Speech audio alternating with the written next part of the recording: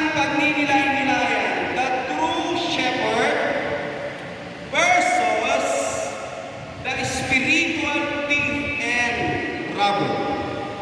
Nilagyan ko po ng spiritual yung thief and robber. Kasi po, ang mga tulisan at mga magnanakaw na humahalo sa mga pupa, ang gusto niyan pabagsakin, pahinain, sirain ang ating spiritual na buhay at lilingkod sa Diyos. Kaya nga, binibigyan tayo ng pangunawa ang ating Panginoong Jesucristo na dapat magkaroon tayo ng discernment. Marunong tayong bumasa at tumingin ng mga nakakatabi natin. Kasi humahalo sa atin ang mga magnanakaw at mga tumisan. Nandiyan pa ba kayo? Kasi sa kawan, yung mga magnanakaw at tumisan, hindi naman yan dumadaan sa tamang pintuan. Dumadaan yan sa bako. Dumadaan yan sa bubong. Umaakyat yan at humahalo sa mga tupa. Pero ang gusto talaga niyan ay sirain, mabagsakin, wasagin ang ating espiritual na buhay. Kasi ang mga tulisan at mga magnanakaw ay mga mapagkunwari ang mga yan. Kaya kumarap ka sa katabi mo, baka may katabi kang tulisan at magnanakaw. Hello? Meron kayong katabing tulisan at magnanakaw? Wala po. I-report nyo sa akin. So ngayon, ang mga tulisan at mga magnanakaw, yan po ay mga impostor, mga mapagkunwari po yan, mga plastic po yan. Kapag kausap mo, nakangiti sa'yo, nakikipag-beso-beso pa yan. Pero pag talikod mo, may ububulong yan. At ang sinasabi, ang pangit naman ng damit nito. Hindi naman maganda yung makeup niya. Ibig sabihin, nagsasalita ng hindi maganda at patalikod ang mga magnanakaw at mga tulisan.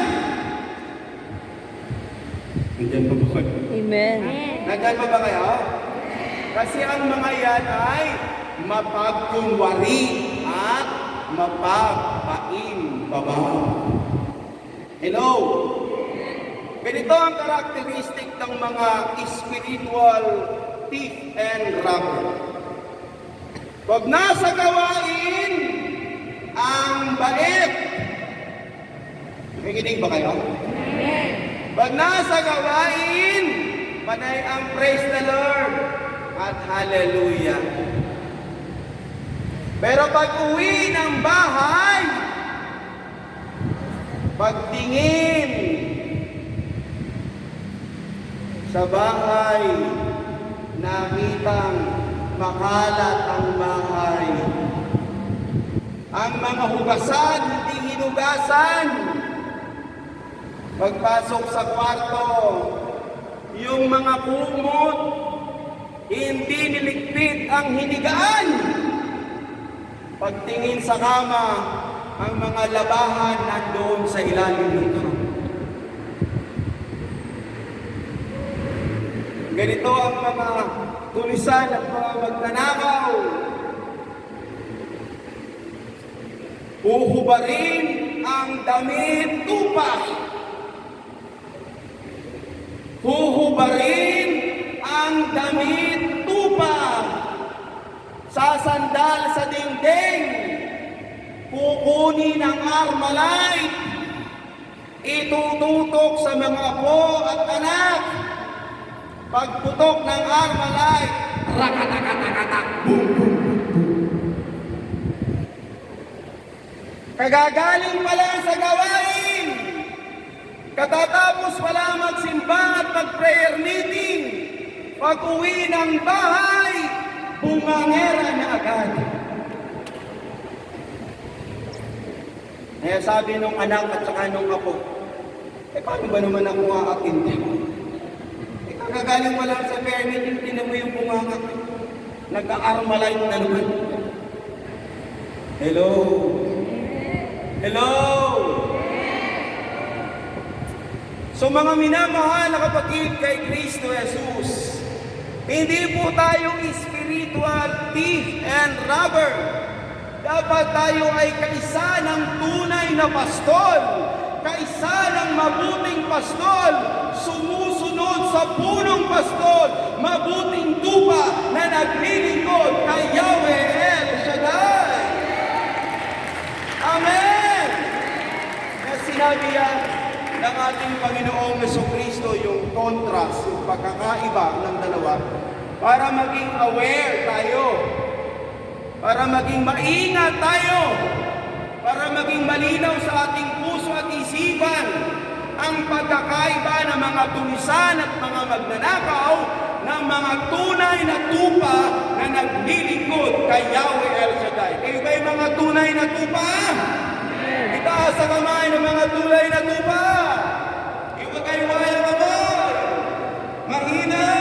Woo! Sumigana, praise the Lord. Praise the Lord! Purihin natin ang malakas sa malagpag ng ating Panginoon. Pangalawa, mga minamahal na kapatid kay Kristo Jesus.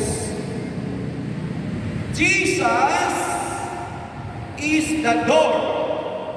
Sabihin natin lahat. Jesus Jesus is the door is the door to safety. safety. Basahin po natin ang sinasabi sa verse 2 at saka sa verse 9. Sabi sa verse 2, ang nagdaraan sa pinto ay isang pastol ng mga tupa. Sabi sa verse 9, ako ang pintuan. Dito, klarong-klaro na sa parabol na ibinibigay na ng ating Panginoong Jesucristo ang kanyang identity. Diba sinabi ko sa inyo kanina na ang pintuan ay nagbibigay ng kaligtasan. Ang pintuan ay nagbibigay ng security, guidance, and protection. Ang pintuan ay nagbibigay ng abundant life. Ibig sabihin, ang mayroong kakayanan na magbigay ng lahat ng yan ay walang iba kundi ang ating Panginoong Jesucristo.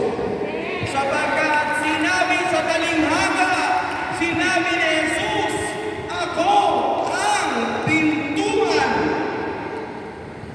Ang sino man pumapasok sa pamamagitan ko'y maliligtas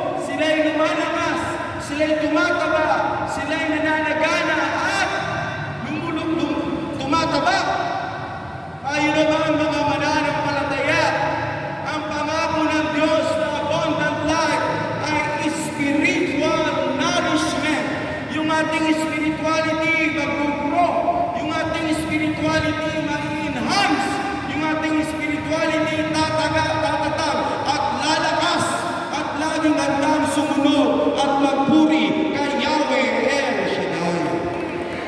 Amen! Yan po yung gusto sabihin niya. At nais kong linawin sa inyo.